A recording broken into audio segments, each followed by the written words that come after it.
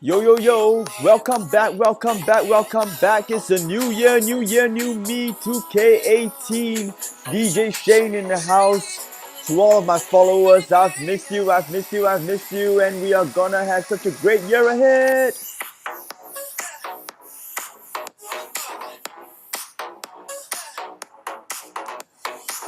Alright, now that we've got our groove on, it's time to hit straight into the syllabus.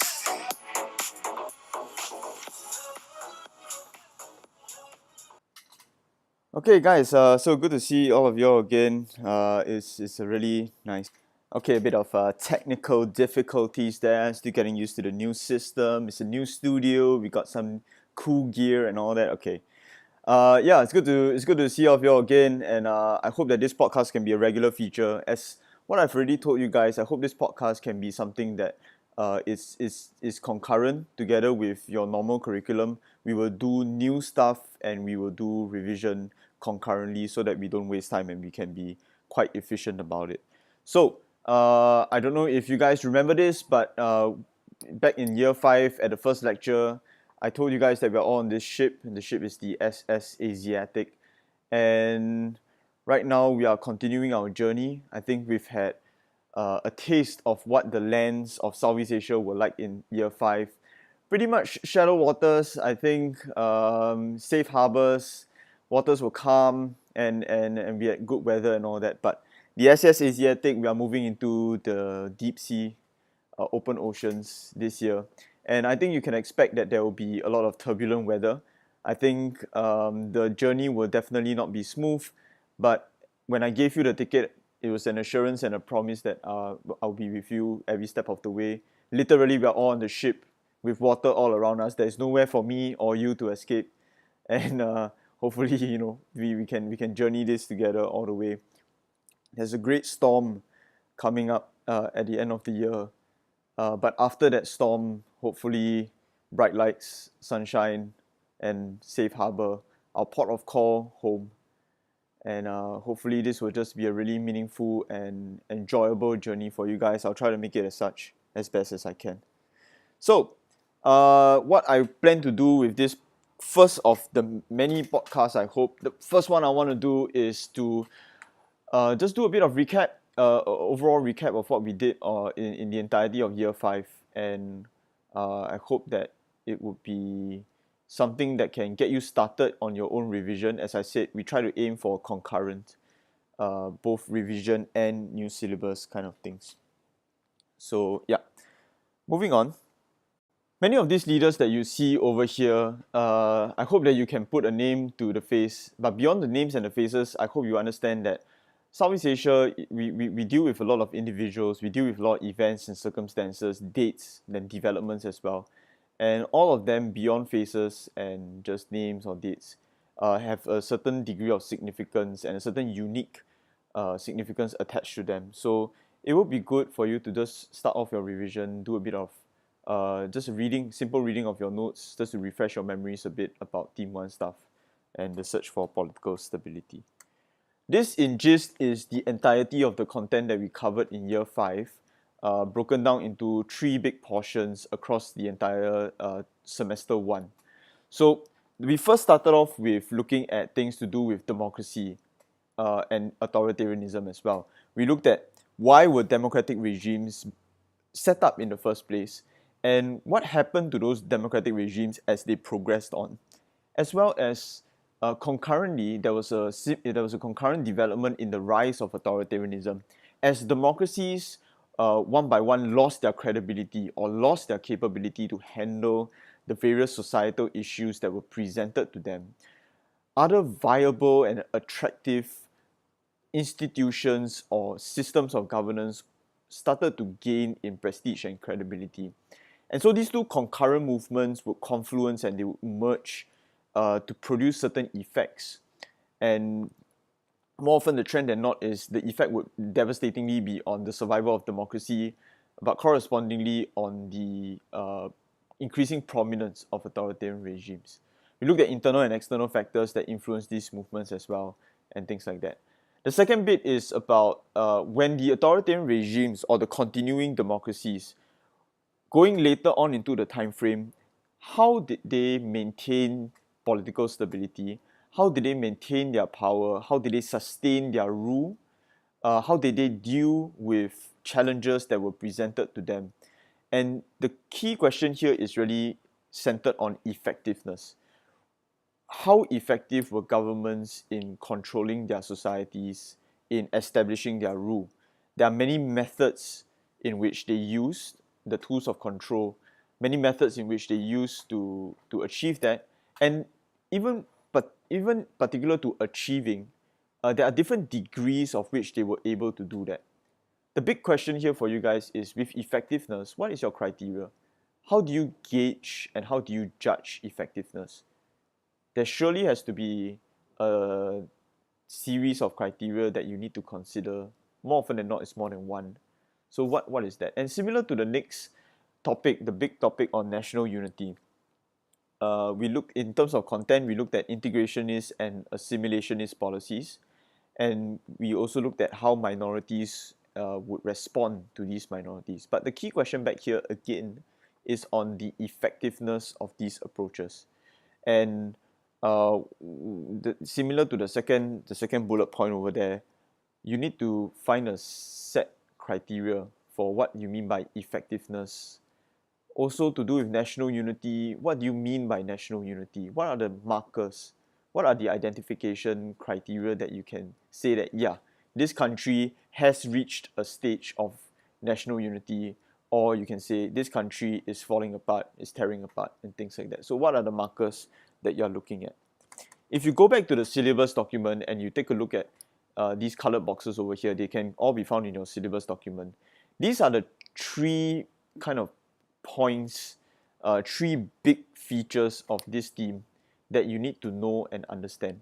Once you know and understand these three colored boxes, when you can form an argument in your head to answer these three questions, more or less any question that is set in theme one, you will be able to answer them. No matter how the question is phrased, it will always go back to these three colored boxes.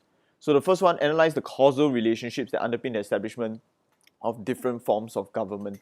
So this has to do with the differentiation of the various types of government that formed in Southeast Asia, and what accounted for that differentiation. What were the various factors that led to those kind of things? In this yellow color box, different forms of government. One of the big things in Southeast Asia we want to look at is diversity. This key concept of diversity. Last year we talked a bit about this comparative analysis. Different forms of government, comparative analysis, diversity, complexity. This is what Southeast Asia is about. We are boiling it down to a set of things. This will be it. Complexity, diversity, comparative analysis. And we want to understand and showcase that we know the complexity of Southeast Asia. So on a cognitive, on a thinking level, this is how you want to think about your argument. On the essay level, when you actually write the essay, you want to present and showcase that you actually know these concepts as well. Second one, evaluate the effectiveness of governments in asserting political stability, the blue box over there. And same with the orange box at the bottom, evaluate the extent to which governments were able to achieve national unity. These two are centered, as I said, on effectiveness. So a big thing over here is the criteria of effectiveness. How do you gauge effective or not? How do you gauge the achievement or not? And with diversity, that concept of diversity, you got to understand that different countries and different governments will have experienced different levels of success or different levels of effectiveness or different levels of achievement. And you want to showcase that, but before you showcase that, you must understand why it happened in the first place, or why this was the case in the first place. So we talked a bit about these kind of content and concepts, big questions, key features. Now let me use the topic on democracy to illustrate better what I'm trying to drive at and the direction for year 6 for you guys. So if we look at this very simple chart over here, and this is specific to the content on democracy itself. So basically, content of democracy, you can see the top 3 boxes over there. You're looking at why they were set up in the first place with the yellow box. You are looking at the progress, how they developed over time in the orange box. And in the red box, for most of our case studies, democracy collapsed or evolved in one way or another. So in terms of content and chronology, that is basically the timeline of what happened. Now, when we go down into the content itself, so the yellow box, for instance, appeal and adoption, we need to understand the factors for why democracy was appealing, why democracy was adopted. So these are still content kind of things. Issues, opportunities, challenges, content, collapse, evolution, content. So the green boxes are just basically content and certain points over there for you to get a baseline understanding of what's going on. Then with all these blue boxes over here, we are going down into things beyond the content. These kind of things will help you to give a better understanding of your argument, as well as a frame of how you want to approach the argument. One of the big things that we want to use these blue boxes for is to create a level of sophistication to your essay. So the term I will use, and you hear me saying this quite consistently, is argumentative sophistication.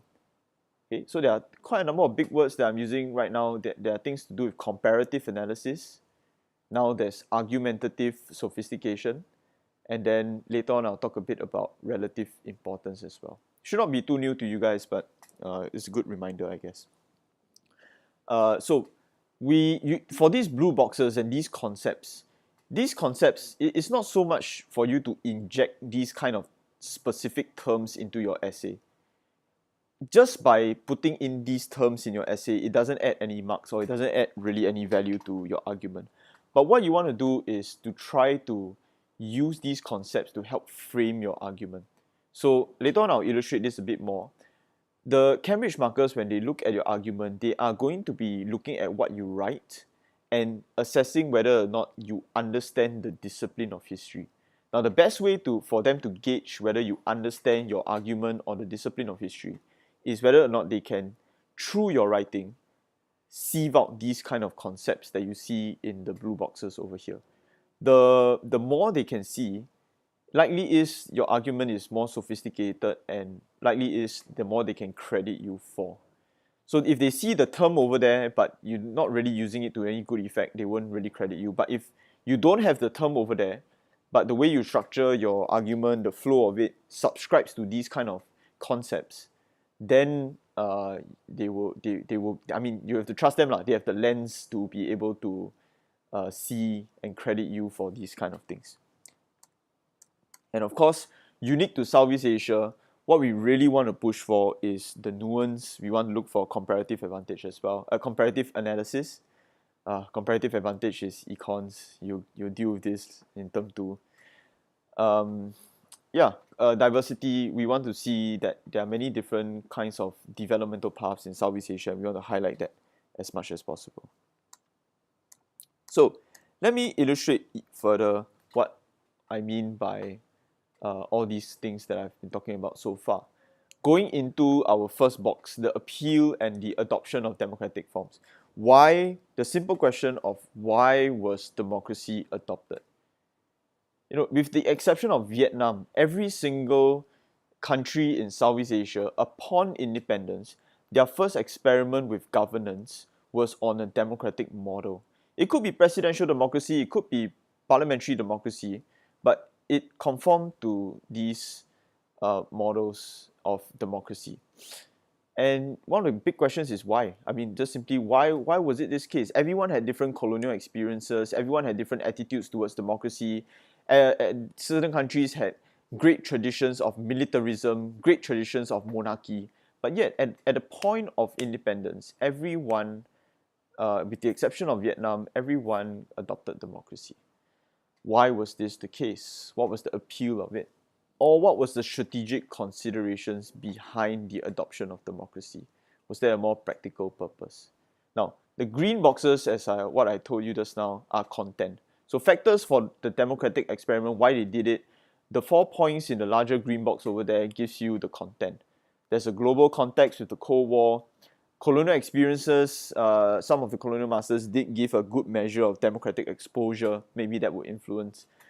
Number 3, the political leanings of Southeast Asian leaders. Some of them are more prone to democracy. Some of them are more prone to authoritarianism based on who they are and what their outlook is, or maybe even the necessity of the situation within their own independent countries. And number 4, maybe it's something to do with democracy itself, the attractiveness of political rights, freedom of speech, liberalism, things like that. So the concept we are dealing with here is causation. In the blue box, you see cause and effect. There are certain causes, the 4 points over there, for the effect, which is the yellow box, the appeal and adoption of democracy. So this is very simple cause and effect kind of thing, nothing too big. Diversity comes in when you assess that, and you show that the different countries had different experiences, and that affected the quality of their democracy. Yeah, okay, they can have a democratic experiment. How willing were they to commit to democracy? How much did they understand what democracy was about? The leaders themselves, what were their personal inclinations? So across the case studies, you have differentiation of these kind of things. For example, you have the Vietnamese exception case study. In Vietnam, there wasn't even a democratic experiment period, not a substantial one at least, to start off with. So what accounts for that? Why did the Communist Party under the leadership of Ho Chi Minh gain such prestige and prominence? How did the Communist Party associate themselves with nationalism, and to what effect did that have on Vietnam and on democracy in Vietnam? And within the other case studies, the main bulk of case studies, there are different degrees of the authenticity of the democratic adoption. So again, we are dealing with the quality of democracy. When we look at Singapore and Malaysia, they have an overarching democratic framework. There are some authoritarian modifications here and there, but in the scale of things, their democracy pretty much intact. Versus Indonesia and Burma, maybe even Thailand, their brand of democracy, number one, was it hollow? Number two, was it even there in the first place? Because Burma and Thailand had military rule for long periods of time. So that's what we mean by diversity, the comparative analysis. Comparative analysis, keep in mind, and you can see my pairings over here, Singapore and Malaysia versus Indonesia and Burma. I want to look for both commonalities and differences. So comparative analysis is not just about differences, but it's also about commonalities. So what's the value on identifying commonalities or seeing your case studies in groupings is such that it helps you to organize the essay better. It helps you to group case studies together in a more efficient manner when you're writing essays.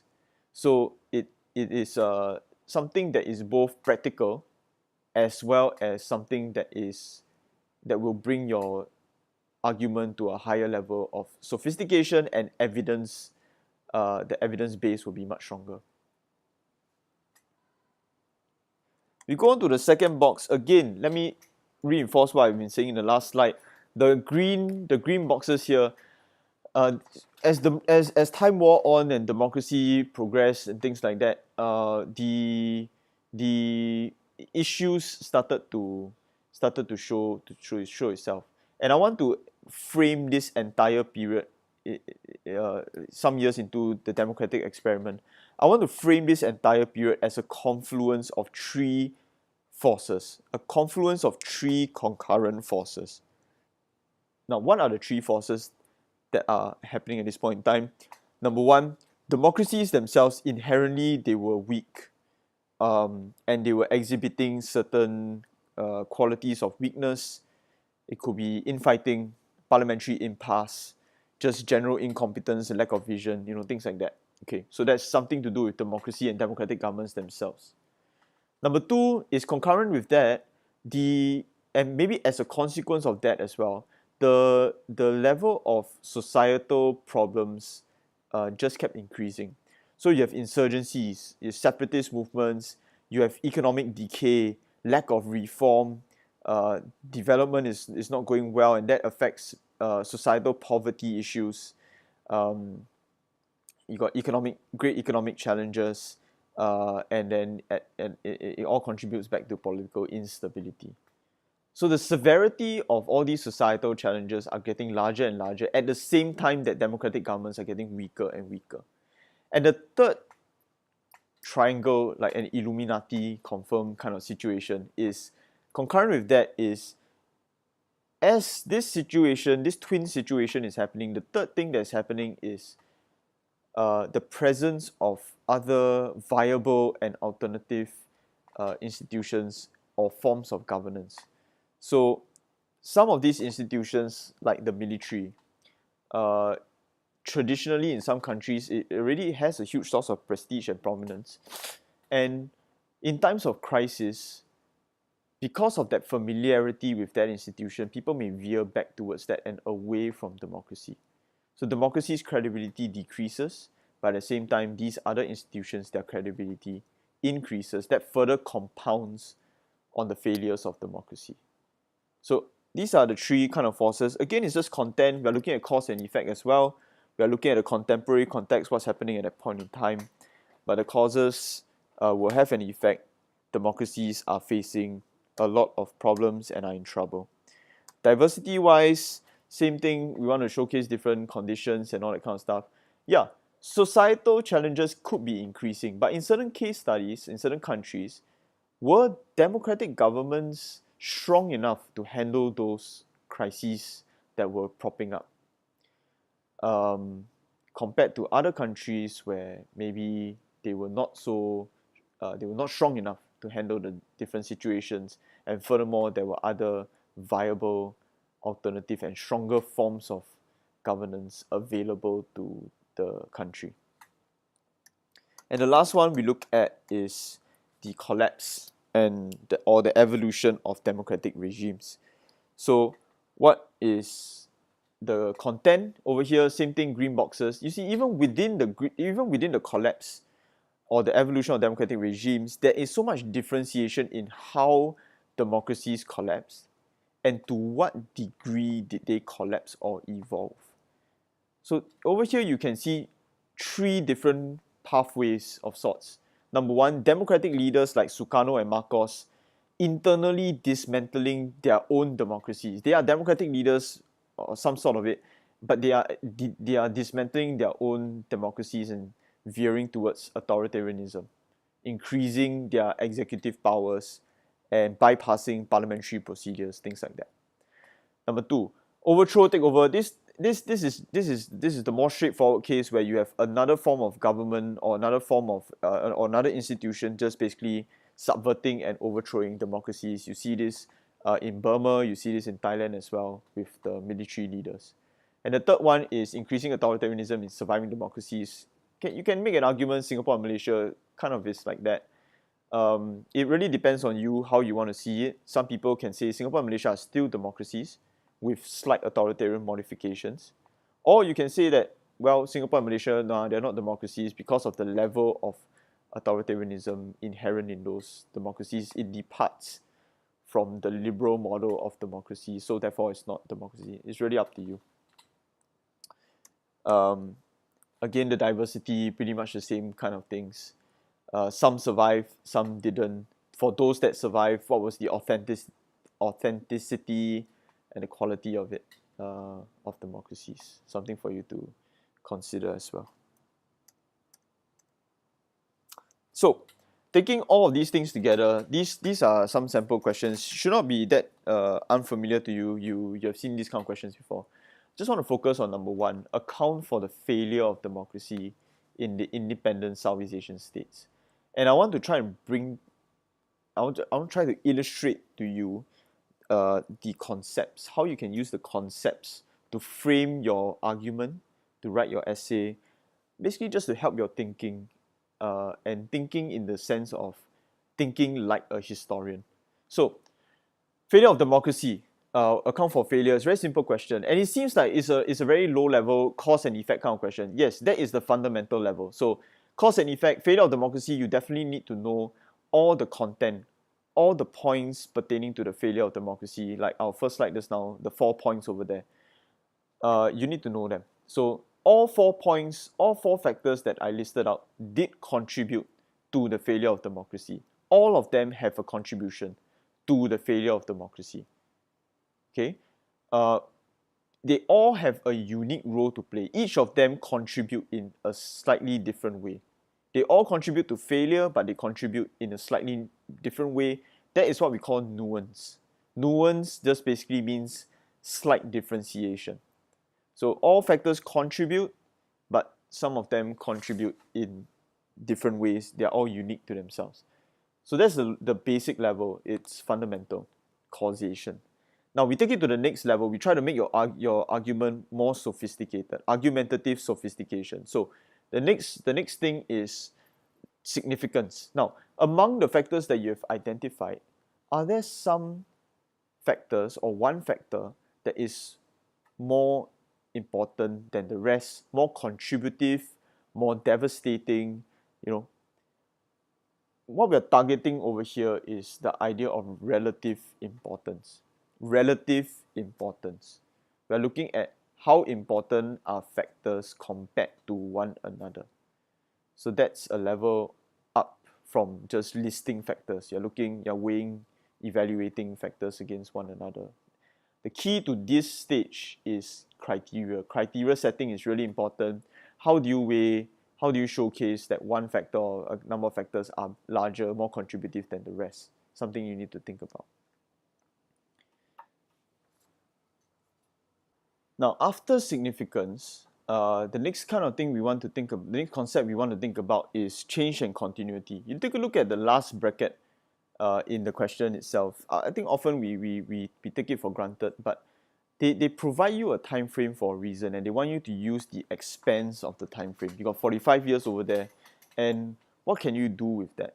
Can you show this concept of change and continuity? Now, again, you can spend the bulk of your essay listing the factors for failure and assessing significance, relative importance, all that. Okay, yeah, that's pretty decent essay. But if you want to take it to the next level, you want to showcase something else, something different, something that will differentiate your essay from the rest of your peers in this school or somewhere else. But how can you do that? One of the things you could do pertaining to this question is, okay, maybe after you've done the bulk of your essay, you come to the last part and you want to challenge the assumptions of the question. So you can say, hey, wait a minute, failure of democracy, yeah, okay, I've dealt with that. But taking the stretch of the timeline all the way to the end, can I challenge the assumption of failure of democracy? Because in the 1980s, actually in certain case studies, democracy resurged. There was a resurgence of democracy in the form of people power movements, and some of these movements were so great that it toppled authoritarian regimes. So now, do I want to include that in my essay? Would that help me to take it a level up? Will it help me to distinguish my essay from the rest, but at the same time also answer the question? So change and continuity, this very simple thing of long-term versus short-term assessments, it can really elevate your essays and your arguments to a higher level. And I challenge you guys to continually try to think about these kind of things. And then the last thing we got to think about is diversity. Again, challenging the assumptions of the question or showing some sort of nuance, showing some sort of differentiation with pertaining to Singapore and Malaysia and diversity. Did Singapore, Malaysia, maybe even Philippines, Singapore, Malaysia, Philippines, did democracy, really fail over there? Sure, democracy faced certain pressure points, and in some cases, in those 3 case studies, maybe even collapse in sometimes. But is it amount to the same kind of failure as it was in Burma, Indonesia, and Thailand? So the diversity, you can see 2 huge groupings here. As I said, diversity, I talk about it in terms of groupings because I'm looking for both similarities as well as differences. So it helps me to organize my thoughts. It helps me to organize my essay as well. Hopefully, with this kind of structure, you can include a lot in a very small expanse of time. I get it, it's only 45 minutes per essay, but it's possible, it's achievable. Okay. The next thing that we dealt with was with SBQ. We did a bit of it. We did a bit of interstate tensions, and pertaining to that, we did two case studies of interstate tensions, Sabah and Konfrontasi. Interestingly enough, Sabah was the A-level SBQ question for the first batch, your seniors last year. And basically, these kinds of questions will revolve around two things, causes and consequences. But even within causes and consequences, there are different things to look out for as well. The yellow box over there is taken again directly from the syllabus document. You can see the objective of this theme, and you can see the objective that you need to hit by the end of it. So analyze the causal relationships, cause and effect, that underpin the development of interstate tensions, so this is causes, and evaluate their impact on regional relations, so this is consequences. Again, let me use one case study to illustrate these kind of things. Let's just use the Sabah conflict. Causes of the Sabah dispute, that definitely is to do with the outbreak of the crisis itself. It kickstarts everything.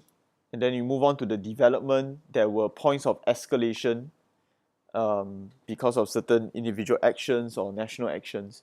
And then going further down into the time frame, it moved into some sort of management resolution phase to it towards the later half. So in terms of SBQ, what you need to know is content. There's no running away from content for SBQ. Even though you're working with sources, contextual knowledge is a very important thing. You need to know the content of what's happening in order to work with the sources. That's the baseline. No content, you can't read the sources. The provenance can give you as much information as they can, but if you cannot associate the provenance with some sort of content or contextual knowledge that you have, then the provenance becomes a bit useless. You're not really working with the sources anymore. It becomes a comprehension exercise. So first cut, my first rule for SPQ, always know the content first, especially the whole timeline and the key issues. Similarly, in SPQ, you will also showcase concepts. Just take a look at what we've been through so far in this slide. It's an entire expanse of the time frame of this dispute, and you can see that there are low points and high points of this dispute. So change and continuity as a concept would definitely play a part. Going into the different points in the conflict, there are different levels of hostility or different levels of amicability between the two countries, Malaysia and the Philippines. So what accounts for those kind of things? The causes in the first place, is there a historical context behind the causes, the outbreak itself? Were there things that were already ongoing and this is just a manifestation of things that were already ongoing? Significance, you look at the different causes of the dispute and you ask yourself, yeah, all these causes contribute in different ways, all these factors contribute in unique ways, but among the factors, can I do a measure, a judgment of relative importance as well? So things to think about. So for instance, again, going into the causes of the conflict, there are so many different ones. I crossed out 2 and 3 because I want to give you all the different kinds of causes there is, but 2 and 3 is not so relevant to Sabah conflict, but it's good for you to know. So even with points 1, 4, 5, 6, 7, there are so many causes of this conflict. All of them, there's a different dimension. All these dimensions plays a part in this conflict, in causing it, in contributing to it. So that's just a cause and effect kind of thing. But as I said, as you go on into the higher levels or the different concepts, among all these causes, is there something that is more prominent? Is there something that's more contributive? Something that is more underlying? Something that is more overarching? Things like that for you to weigh and set your criteria. Question types, for this kind of interstate tensions SPQ. The degree of responsibility, basically who's to blame for causing the conflict. The nature of the conflict, this is what I just mentioned as what is the true problem or what is the true issue behind this conflict. Is there one that is more overarching than the rest? Is it a series of consequences and causes, things like that? What is the core issue? And the last one is towards the end, management and movement towards resolution. Again, this can be a responsibility kind of question. How come the two nations were able to resolve or at least manage this issue? What were the factors accounting for that? Just to give you an idea of the A-levels question that it was last year, compare and contrast the evidence provided in sources A and B about the Philippines' concerns over Sabah. So pertaining to that, it's more of the nature of conflict. Philippines' concerns over Sabah. So what was Philippines' concerns? What are sources A and B show you about Philippine concerns? Was it about security? Was it about sovereignty? Was it about historical context? So on and so forth. B, Malaysia was more responsible than the Philippines for the ongoing dispute over Sabah. This is even more straightforward. They literally give you the term over there, responsible. So you're looking for responsibility between the two parties, the blame game of sorts, and you need to see what sources A to F show you about that. Whether it's A or B, the questions, you can see that you do need to know contextual knowledge about what's happening at that point in time, as well as things pertaining to what's happening in Malaysia and Philippines individually themselves, because the domestic scene might play a part as well. So you see, if the sources don't show you these kind of things, you need to be able to fill in the gaps. If the sources gives you an outlet to talk about these kind of things, then you also need to fill in the gaps. The sources give you a date, let's say 1965. Oh, what's happening at that point in time? You need to know the contextual knowledge behind that. So a timeline would be a good way for you to start conceptualizing your content mapping. Maybe it can help in your revision as well. Okay.